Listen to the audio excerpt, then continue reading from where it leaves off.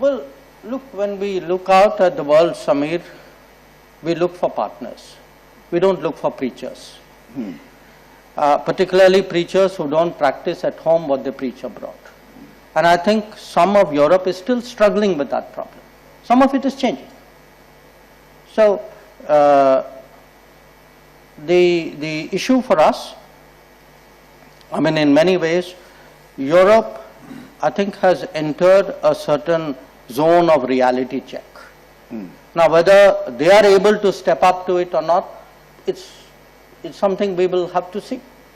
But from our point of view, if we are to develop a partnership, there has to be some understanding, there has to be some sensitivity, there has to be a mutuality of interest, and there has to be a realization of how the world works.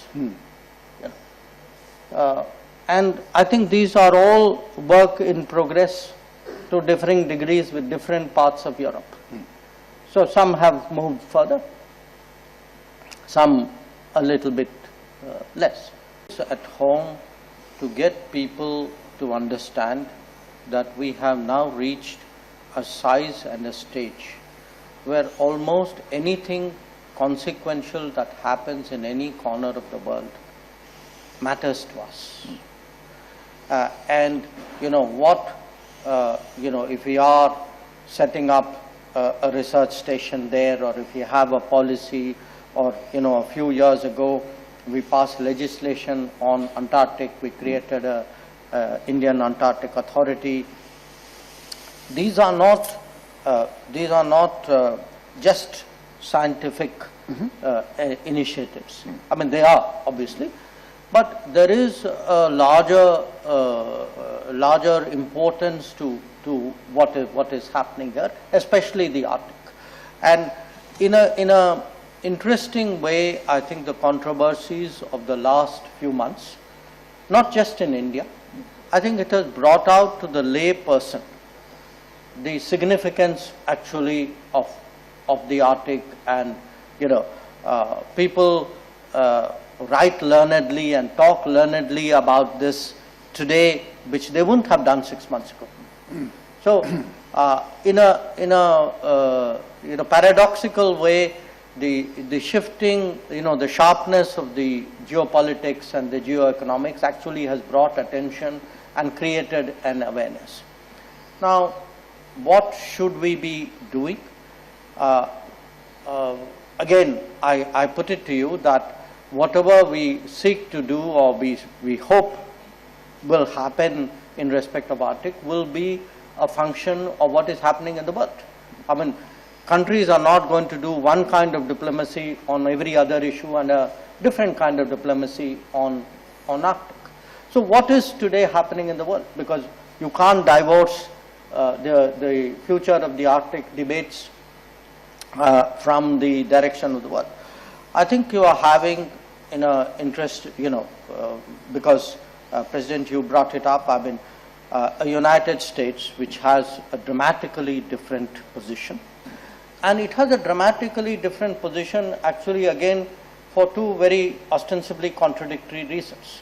On the one hand, there is a belief, at least in large circles, the ruling circles in the United States, that the developments of the world, the direction of the world order in the last 20-30 years has not gone in their favor, and that they no longer benefit by upholding a world order in which somebody else has gamed to their detriment.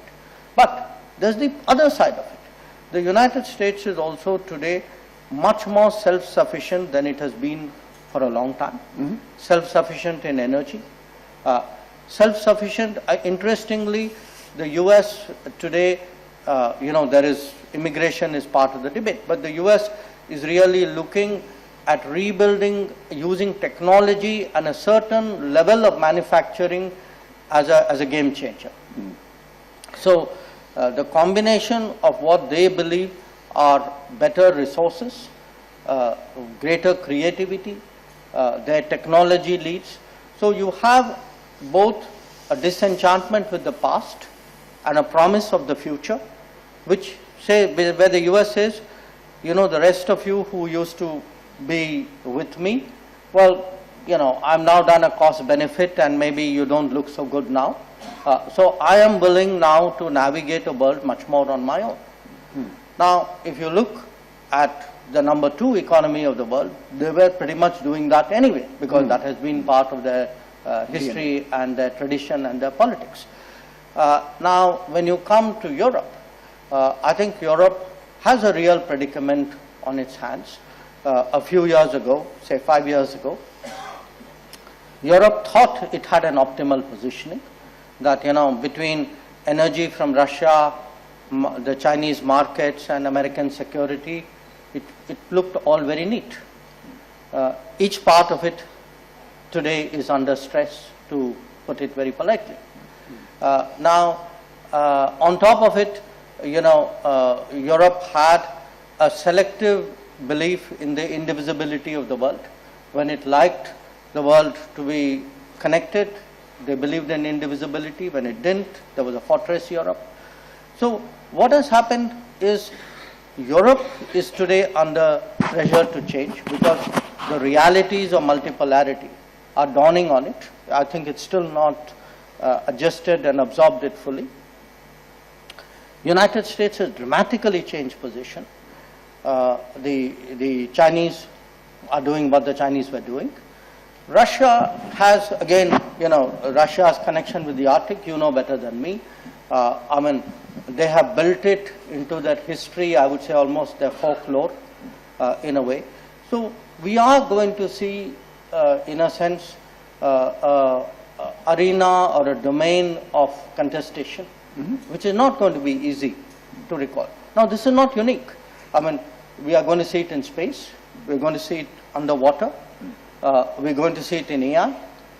So we are looking at a much more contested world, much sharper competition, where it will be a challenge for the world and for individual nations to find some kind of equilibrium and get people to work together. It's not going to be that easy or comfortable to arrive at.